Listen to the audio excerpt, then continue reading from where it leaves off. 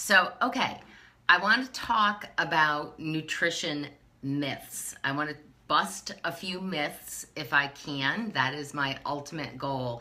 It seems to me that at the point where we are in terms of our knowledge about food and various food groups and what's good for us and what's not good for us, that some of these same myths shouldn't still exist. But I think it's a matter of this information age where basically if you Google something, you can find the information that you want to read. That's what you can find, because there's just this whole plethora of stuff out there. And we don't know, I don't always look at the date of something when I'm reading it, and then like, okay, that's not the latest thing. So there's a few things that really jump out to me, and maybe they're my pet peeves. Maybe they're the things that I hear the most or that I seem to encounter the most. But I have like 8 things that I do want to talk about. So I'm going to talk about 4 today, and I'm going to talk about 4 in part 2 because I didn't want to overwhelm people. So these same things keep surfacing over and over and over again. One of the big ones that I hear is the idea that people think that to lose weight, you simply have to burn more calories than you take in, that it's just that simple, and it's not. Yes, to lose weight, you need to burn more calories than you consume.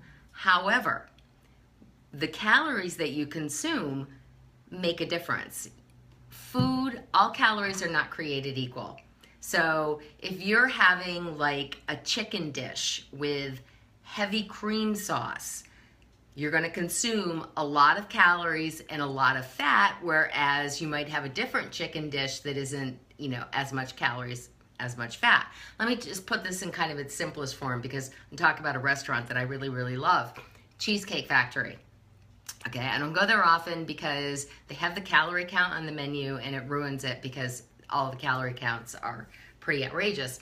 But if I want to, let's say I'm on a 1,700 calorie a day diet and I'm gonna have a piece of cheesecake. Well, there's my 1,700 calories, and I think we all know that a slice of cheesecake for the day is not nutritionally sound.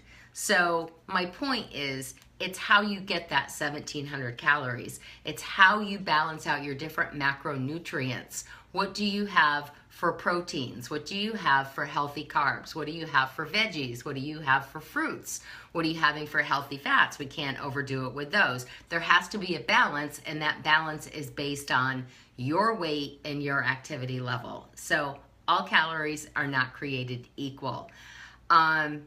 Carbs, I hear carbs really get a bad rap. So and maybe this is because I love my carbs and I just, I'm defensive of the carb. I don't know, but I hear, there are people who have a gluten intolerance and have to be really careful about what they're consuming that is anything to do with a gluten product.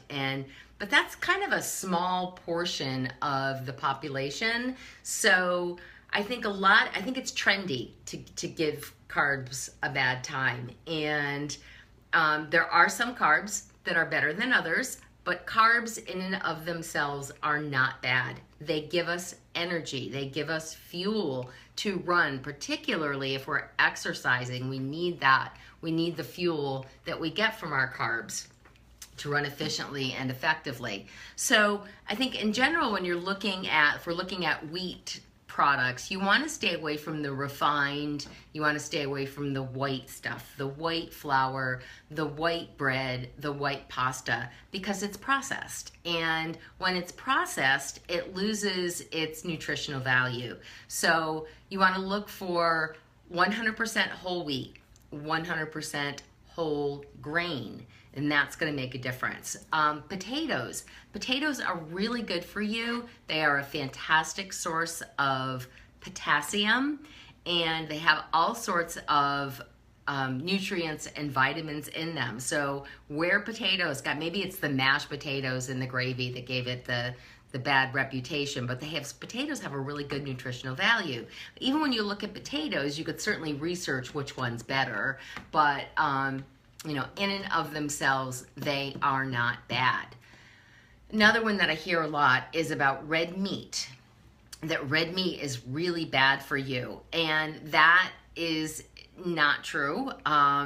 If you have a philosophical objection to consuming red meat, that's fine. That's your prerogative, but it's not that it is in and of itself bad for you. You do want to choose lean red meat. Okay, you want to look for your lower fat percentage white meat. And red meat is, again, it's loaded with vitamins and minerals and antioxidants and other really good stuff. Iron we get from red meat. I have a list here of things that it really contains a lot of. B3, vitamins B3, B12, B6. Has iron, zinc, selenium, and a host of other, on a smaller scale, vitamins and minerals. So as long as you're choosing lean cuts of red meat, it is not bad. Some say that maybe, you know, you shouldn't have it every day. That, you know, again, it's one of those proportion things. It's one of those balance things. So I think the bottom line here, especially in terms of those that I just mentioned, is that whenever you take an entire food group and you say that it is bad for you, that's this generalization that cuts an entire food group out of your diet, and therefore you aren't getting the nutrients that you would get from that food group. So I would, that phrase, such and such is bad for you, as an entire food group is bothersome for me.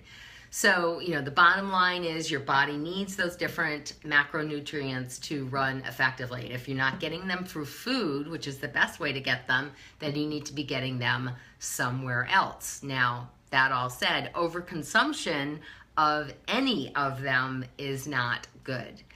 The fourth one that I'm going to talk about today is salt. And I don't think I hear this one as much today as I used to, but the idea that salt is bad. Salt is actually, sodium is actually an essential mineral, and it is critical to our health. Now, overconsumption of salt, like anything else, is not good.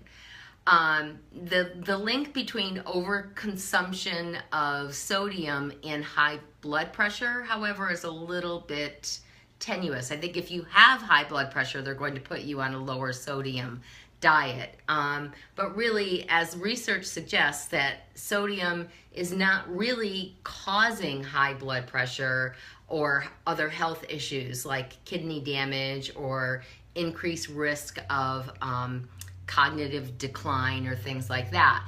As a matter of fact, sodium is an electrolyte, and our bodies need that, and if we sweat, we lose it, so we have to replenish that somehow. Actually, having too little sodium can be really harmful, and in a lot of different ways. So one of the things that I have been reading a lot about recently is Himalayan salt, which has more minerals, more I'm going to use the phrase nutritional value for lack of a better one, and that's what I use. A little bit goes a long way, but you know, cutting it all out, I don't use a lot of it. I just don't need it because I'm using other things to flavor my food. But to take it and cut it out, to me, doesn't make any sense. So I hope that that wasn't too muddy, especially the salt one. Tomorrow, I'm going to tackle 4 more.